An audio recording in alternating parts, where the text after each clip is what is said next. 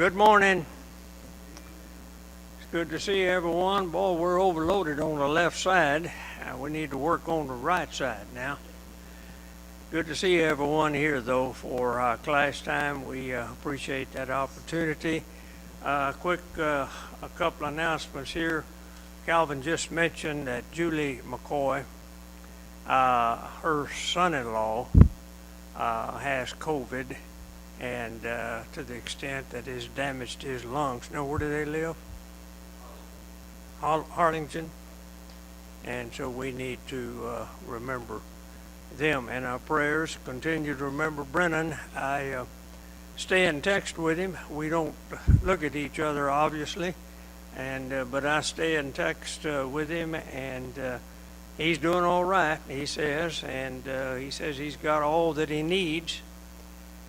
So we're grateful for that, and the 10 days of his quarantine will be up about the middle of the week, so hopefully he'll be able to be back and resume activities.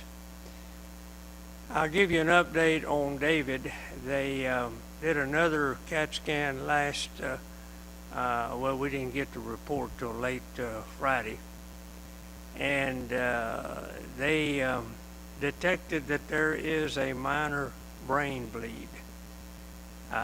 They did not put him in a trauma center as of yet, because it appears through the x-rays and everything that the body itself is absorbing that, and so their feeling is that it's healing itself. But they will be running another CAT scan tomorrow, and they'll be comparing the two. And so as we get more information about that, we'll let you know too. But certainly we want to encourage all of you, if you will, just to continue to remember him, as well as everyone else. We've got several listed in our bulletin, so be sure to be remembering everyone. Prayer is powerful. We all know that. And we know that God listens to his children, so we want to continue to do that. Let's bow as we begin our class. Lord, thank you for this time to be together, this time to be able to open your word, this time, Father, to be able to listen to you as we read and study that word. And Father, we pray that you'll be with Doug and guide him this morning as he continues this series on 1 Samuel. We're so thankful, Father, and so grateful for the Old Testament, biblical characters and examples that we can study and hopefully and prayerfully help us as we live from day to day. So be with him, Lord, as he directs our study this morning. And Father, in a special way, all those that we know of that are dealing with various illnesses, and you know what they are, and you know who they are, and we lift them all up into your care. We know, Lord, that you do care, and we do know that you can provide the remedies needed, and we're grateful and thankful. Be with us throughout this hour. In Christ's name we pray. Amen. Okay, Doug. All right. Remember last week, a lot of dead people, okay, because of war. Lots of folks died. The Ark of the Lord was captured. Okay, so Eli's family's just about wiped out.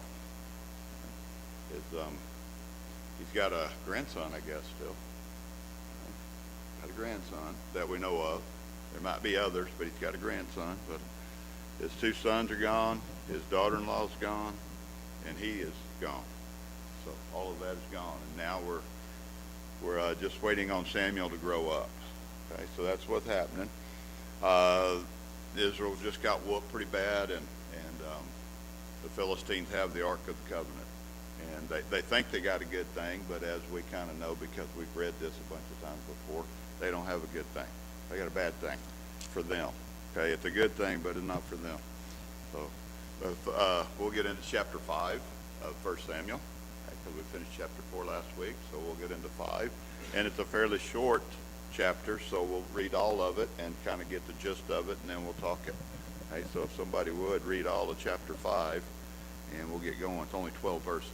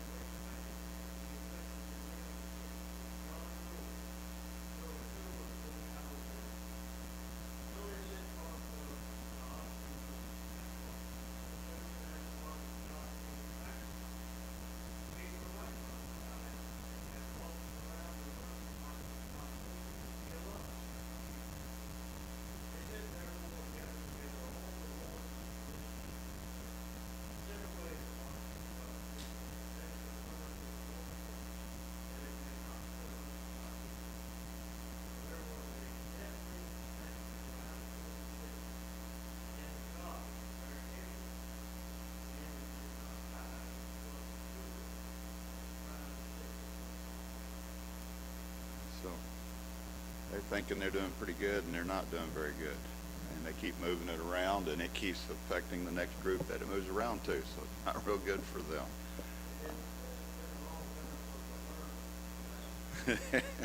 Yeah, they thought maybe it was just that one place, send it to another, but no, it was bad for each city they moved it to.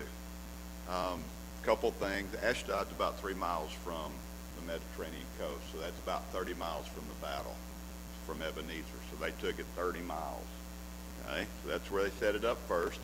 Azotus is the other name of it, and I think in Azotus, that's where we see it in the New Testament. Isn't that right? I mean, I don't remember, but isn't Azotus a town in the New Testament? Okay. And it was one of the 5 lordships of the Philistines. They had 5 different major cities, and they had 5 different little kind of rulers over each of them. So that's where they took it. That's the first place they took it. And a couple things about Dagon, and out of the different commentaries I checked, they weren't agreeing on what he was. Okay, so I'm going to give you a couple of ideas here. They did agree that he was part human and part fish. Okay, upper body human, lower body fish look. That's what the statue kind of looked like. So kind of like a mermaid. Okay, only male instead of female. Okay, so something like that. And they thought it was the god of the maritime people because it was part fish. They thought that. But others call it Directo, D-I-R-C-E-T-O, which is a god of fertility for like grains and stuff, because to keep the ground fertile and all of that. Okay, so some of them thought it was that. Okay, so 2 different ideas there. I'm not real sure which one it is, and I don't know that the Bible tells us what it is. That's just, the archaeologists and all of those historians going back and picking up information from what they can figure out. They may or may not be true. So why would they put the ark in there with him? Okay.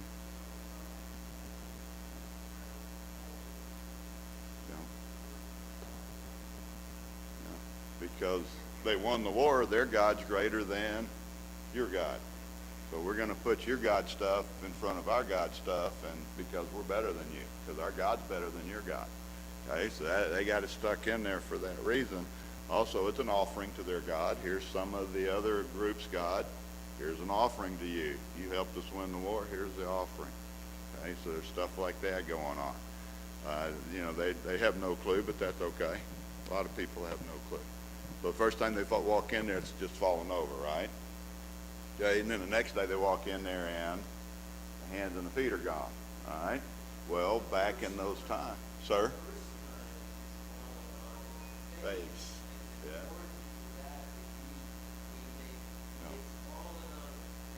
Yeah, he's prostrate before the Lord. Yeah. Yeah, he's prostrate before the Lord. He's laying on his face. Then his hands and his head is gone. Well, why are his hands and his head gone? That's another deal. And there's a good reason. It's the same lines you were talking a while ago, Kim. Back in those times, how did they count to make sure that somebody was really killing the number of enemy they were killing? They'd take hands. They'd cut hands off and take them in, and okay, we got this many hands. It shows that we killed this many people.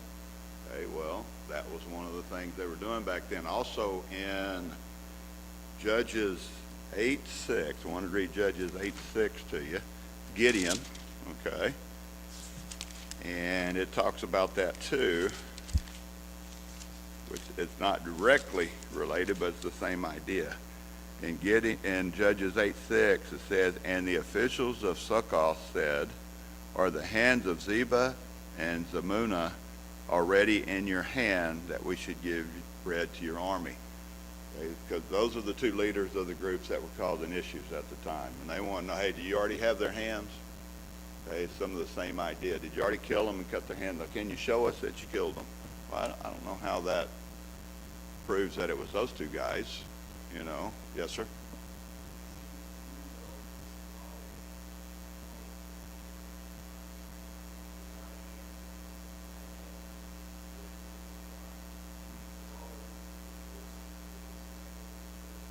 Right.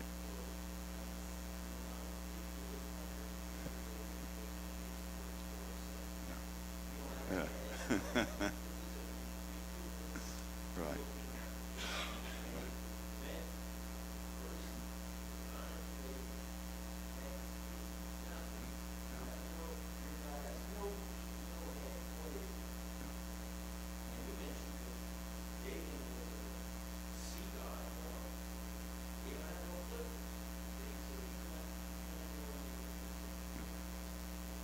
Yeah, you're right.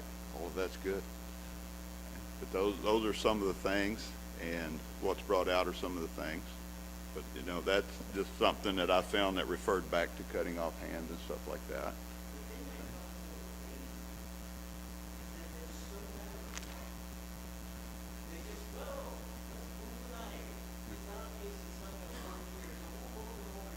Yeah.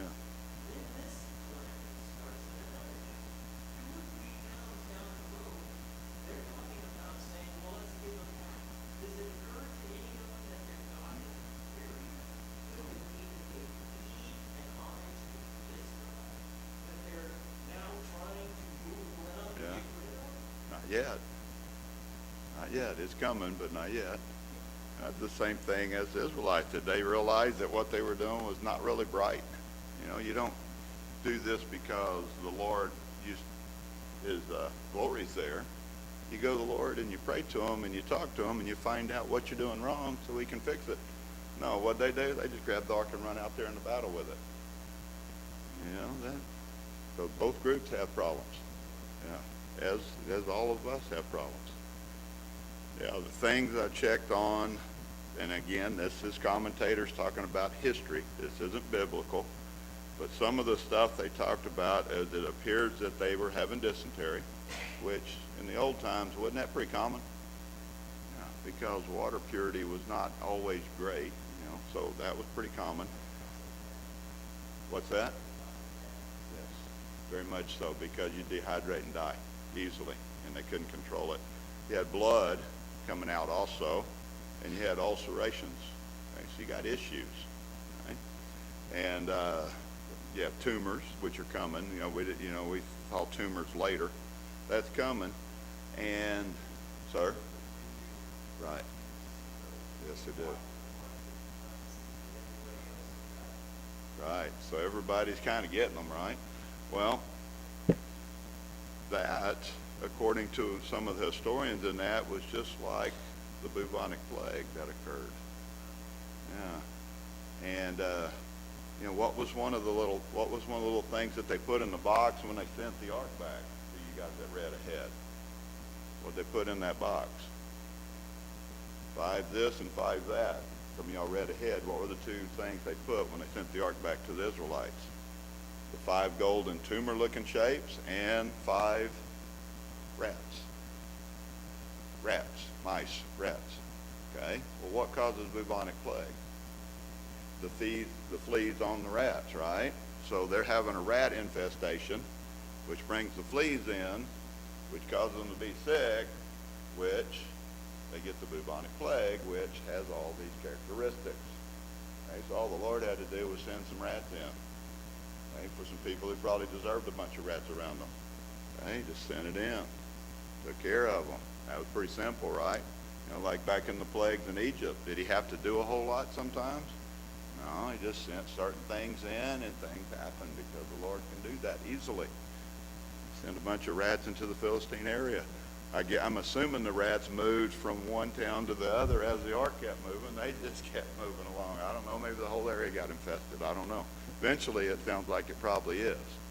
Okay? But that's part of what's going on. So it's kind of tied to the bubonic plague, which we know in the 1500s, that wiped out a lot of people. In the 1500s in Europe.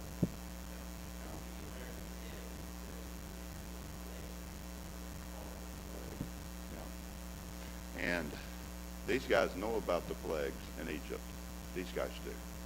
Right? They know about it. It's not too far to Egypt. They know about the plagues. Okay, that's coming up down the road too. They know about all that stuff. So there's issues here, and they're going to get more worried as we keep going along. Okay? They knew about them.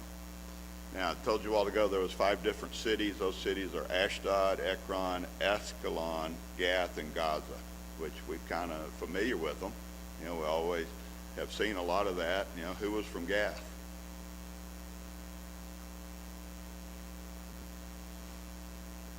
Goliath.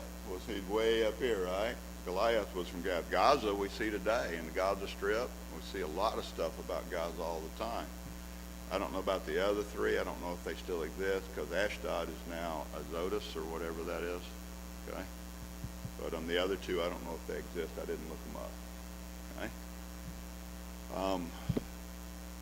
They're going to want to send it back, right? Let's get this ark out of here. It's causing all kinds of issues. Let's get it out of here. Let's send it back. Where are they going to send it back to? It came from, right? Shiloh, right? Got to go back to Shiloh. That's where it came from. That's where it needs to go to. Okay? So a couple of things that I just want to mention that maybe would just throw a little light on there. The Israelites thought they could manipulate the Lord, right? They thought that they could. They take this Ark of the Covenant, we can take it out to battle, the Lord's going to help us because he's with us, and his Ark's out there. We're going to win just because of that. That happen? No. Okay? And then the Philistines think the same thing. We got their Ark. Let's go put it in front of our God because our God's superior to their God. Let's manipulate it that way. No. Bad deal. You don't manipulate the Lord. And they're kind of trying to do that right here. Okay? Bad deal for them. Ken?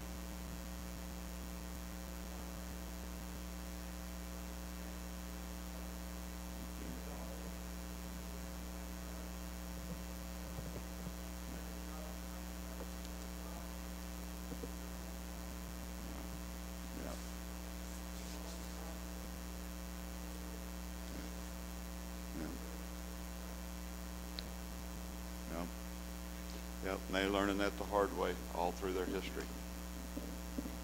About okay with chapter 5? Wasn't a whole lot in there. It's pretty good stuff, kind of learning some things.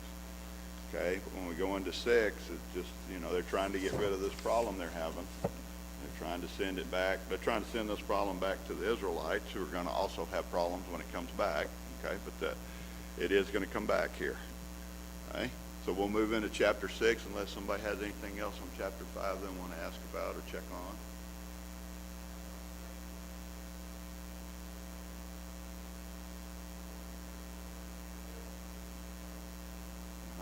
That's coming.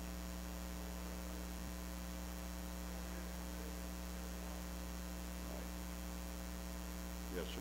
Yes, sir. That's coming. Dagon and Asherah. They're coming. Okay. Chapter 6. The first paragraph's real long. It's like 1 through 9. So if somebody would read like verses 1 through 9 of chapter 6, we'll get more into some stuff Ken's talking about and stuff like that, and how they're going to get this ark back to the Israelite people.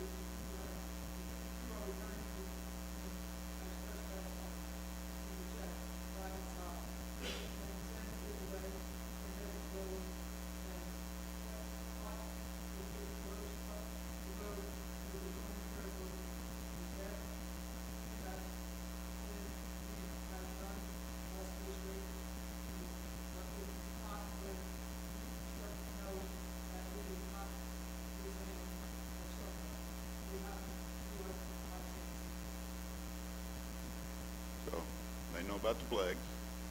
Clearly says it right there. And it also says, what did the mice do to the land? Ravage the land, right? They're tearing up the land with whatever. I guess mice eat everything. Rats and mice can eat just about everything, cause issues. They bring fleas with them. They cause sickness. So we're going to send this ark back, but we're going to put 5 golden tumors in there. So whatever the tumor looked like, they made an image of it. And whatever the rats looked like, they made an image of it, and they put it in a box.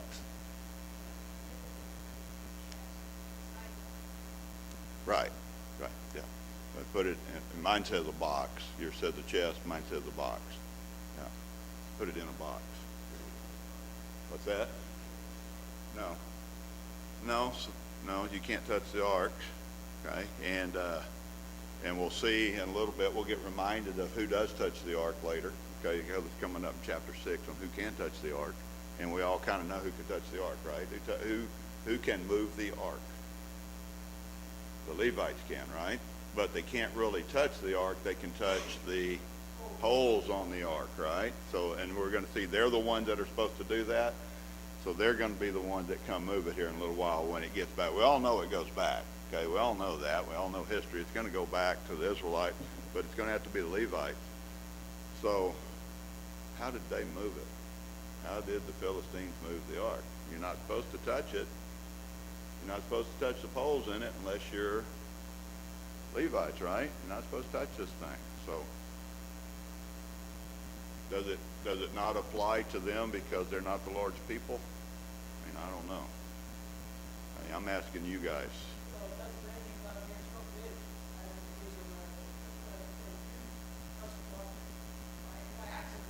Right.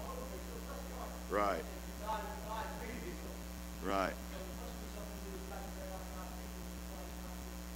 Okay.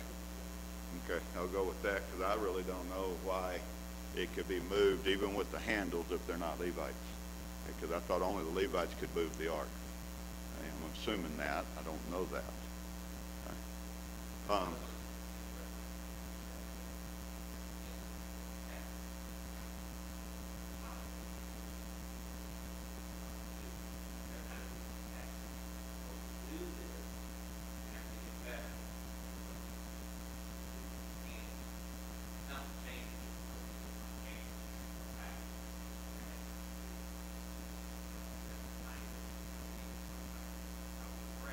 Yes.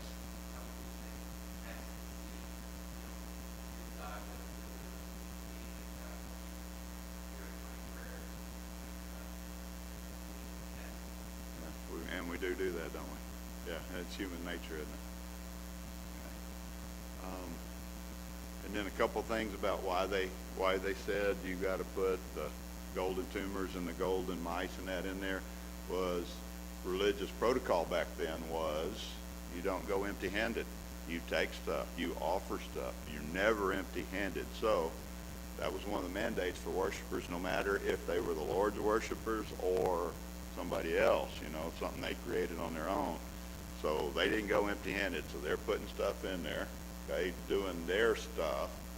They don't know, but doing their stuff to try and appease the Lord. So they're putting their stuff in there, trying to follow their rules, okay? And so got a guilt offering, right? Right?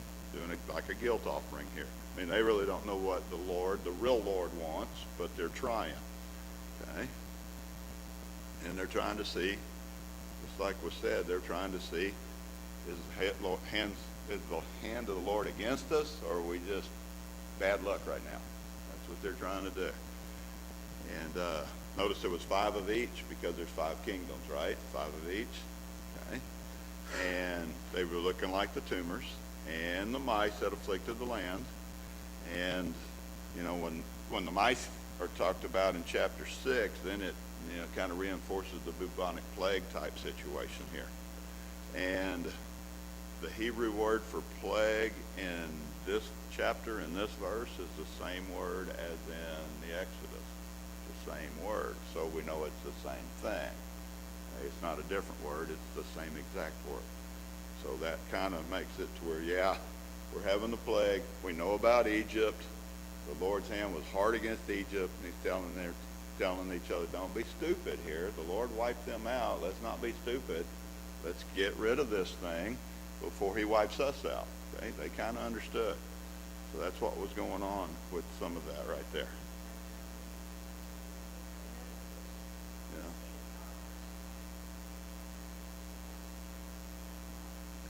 That's amazing, isn't it?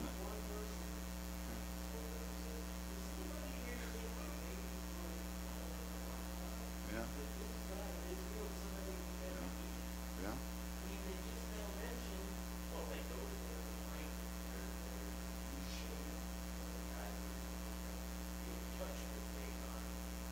Right.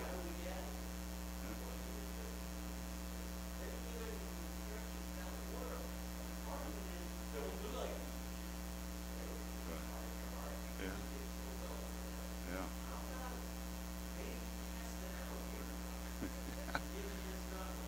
Yeah.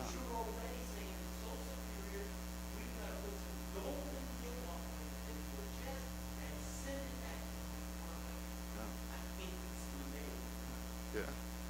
And don't we see it all the time now? I mean, we're the same. We're all the same, It's just humans don't learn sometimes. Yeah. And we look back and say, how could you not tell? But all we got to do is look around today and say, how can you not know? I mean, the whole world has been told. they don't know. And we keep telling them, and they don't know.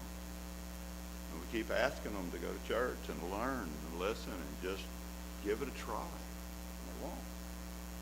And it's the same thing. And so humans don't learn, right? And we don't. Yes, sir? Yeah, it does. Yeah. Is it going to keep going around? Yeah. Paper today said 100,000 cases a day in the United States.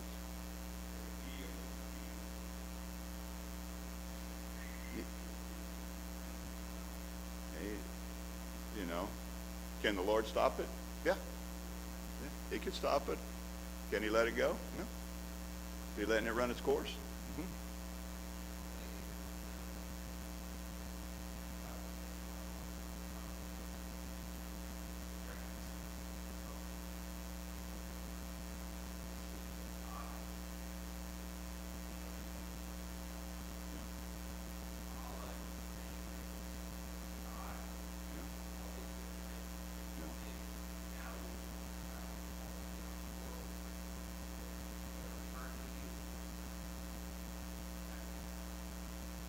That's very accurate, because that's what it is.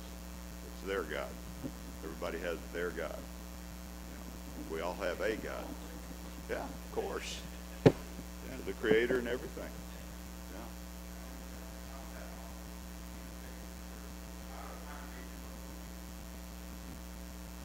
Yeah, and I saw that in the paper the other day under the religious section paper. It said how many people are going to go back to church now that it started opening back up. And there's still a lot of people not going to church now that it's opened back up. And now that this has happened, it'll probably close back a little bit. San Antonio's probably going to shut down again, it looks like. Right? Yeah, so if you're in the outlying areas, you're usually okay. But when you get back in those cities, they're wanting the governor to shut it down.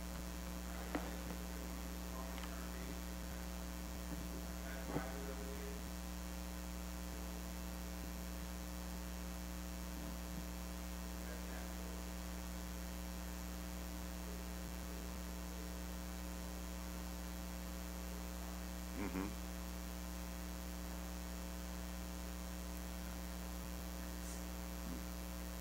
Most of us remember 9/11. What happened when 9/11 occurred? Went to church. Yeah, lots of people went to church at that time. But you're right, on this one, they're not all reverting back to church. Maybe they're staying away. And you know, that might be because you can catch it at church, I don't know. But they need to go back, okay, once it's passed.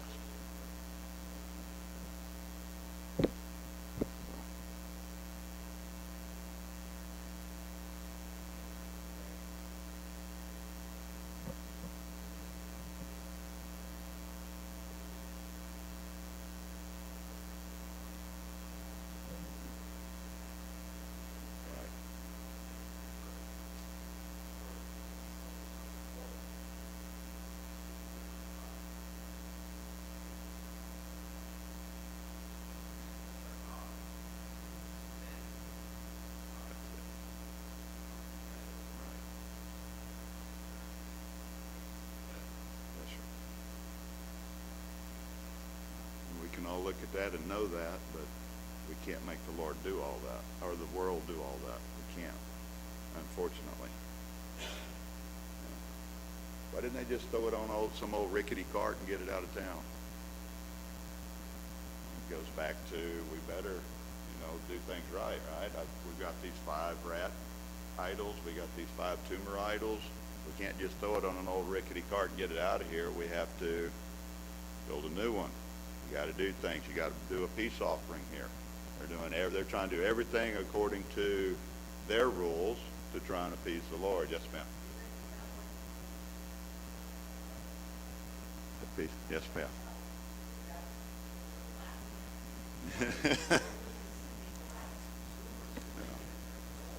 Yeah.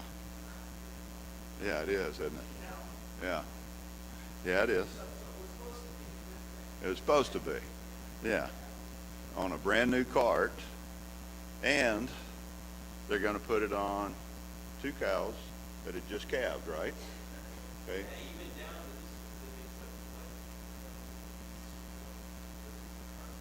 That's right.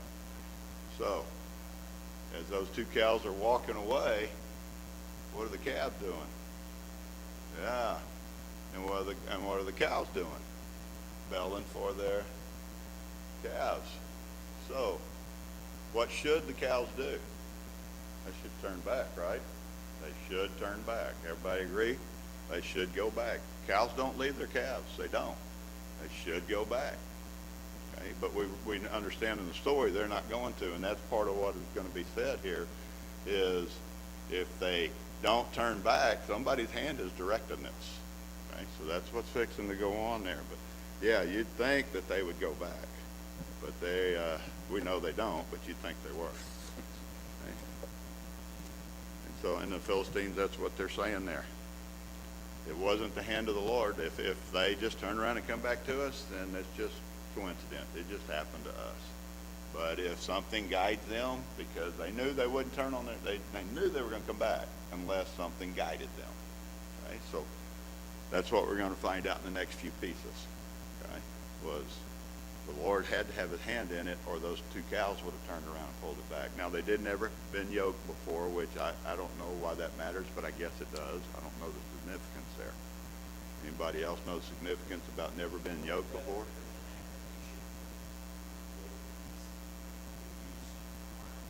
Okay.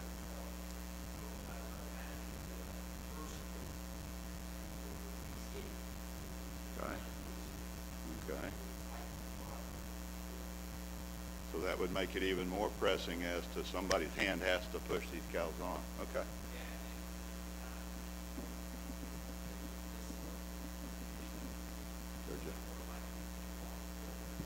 Okay. Okay. So it is well thought through by their people here, their guys that are calling the shot. Okay. Let's read a couple more verses. Let's go 10 to 16. Somebody'd read those. We're pretty sure we have time for that.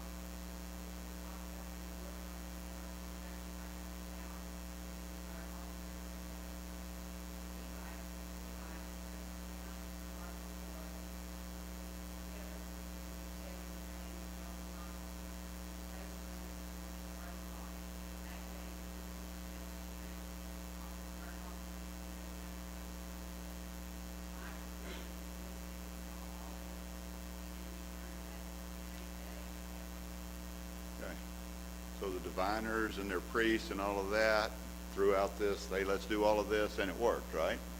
Cows went straight. It wasn't good for the cows, okay, but they went straight to where they needed to go. It wasn't real good for them. But anyway, it went where it needed to. And the five rulers are doing what? They're making sure it's going, right? They're following along. They're making sure. Okay, I would think that would be kind of suicidal maybe, because if the Israelites had gotten them, they'd have probably slain, killed all of them, or done something bad to them. Right, which is right there. Yeah. From a lookout somewhere. Yeah, they probably didn't get close enough, did they? No. But the whole time the cows are walking, they're calling for the calves, right? Okay, they're calling and calling. And I talked to you about the Levites picking up the ark. So they grabbed the handles, picked it up, put it on that big rock that the cart stopped by.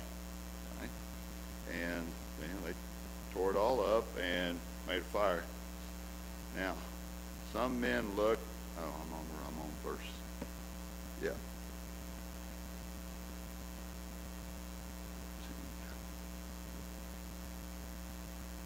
Okay. That's about all I have with that little section. Yeah, that's about all I have with that little section. There was a little bit in there, but I'd kind of talked about it before and talked about it now. Anything else in there weird or anything? No? Okay. All right, I'm going to read a few more. These are the golden tumors that the Philistines returned as a good offering to the Lord. One for Ashdod, one for Gaza, one for Ekron, one for Gad, one for Ekron. And the golden mice according to the number of all the cities of the Philistines belonging to the five lords, both fortified cities and unwalled villages. The great stone beside which they set down the ark of the Lord as a witness to this day in the field of Joshua of Bethshemesh. Now, not to this day when it was written. Okay, so it's not there now, but it was when they wrote the book of Samuel. Okay, so it's there somewhere. Yeah, it's there somewhere. I'm not sure where, but it's there somewhere. Okay, so that's and we got the 5 and the 5 from the cities and the leaders and all of that stuff. Okay. And he struck some of the men in Bethshemesh because they looked upon the ark of the Lord. Okay. So I'm standing over here and I'm looking at it. Is that what it means? They looked into.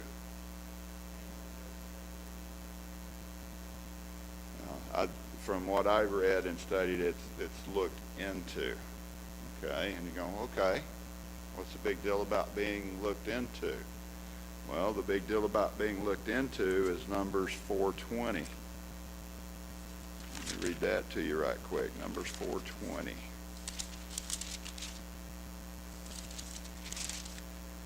In Numbers 4:20 it says, "But they shall not go in to look on the holy things, even for a moment, lest they die." And they're talking about going into the tabernacle.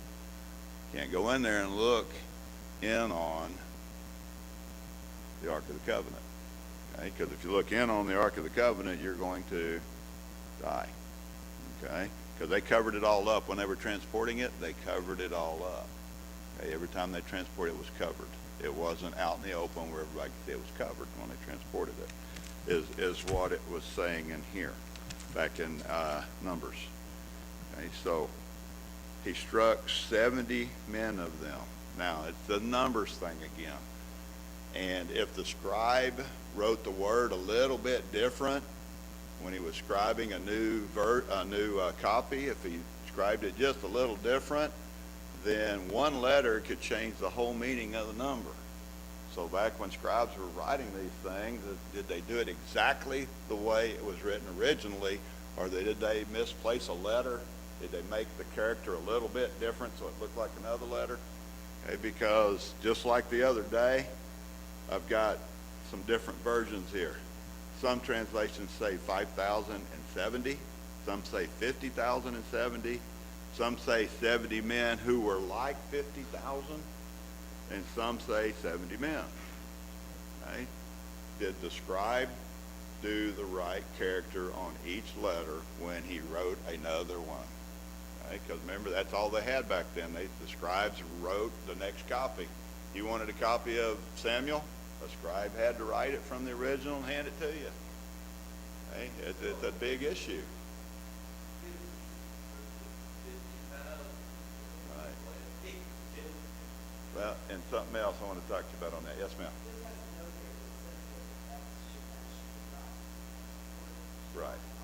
Right. That's the other thing. The village is very small. Okay, so the one about 70 would be like 50,000 for that village. Yeah, if you lost 70 men in a very small village, what'd you lose? A lot. You lost a lot. Okay, and how can 50,000 men all get close enough to look in? I mean, if they're all dying in front of me, I'm probably not gonna go up there and look in. There's a whole pile of bodies there. I'm not gonna do that. I'm pretty sure most of us aren't. I mean, they're all falling down dead. We're probably gonna not do that. Okay? But there's enough room for 70 of them to walk up there and start looking in. There's enough room for that. Okay? So, not good. Okay? The Lord's still not happy. Okay? But they probably didn't know. They knew they couldn't touch it, right? I mean, pretty much everybody knows you can't touch the ark. But they didn't know the part about you can't gaze upon it. Yes, sir.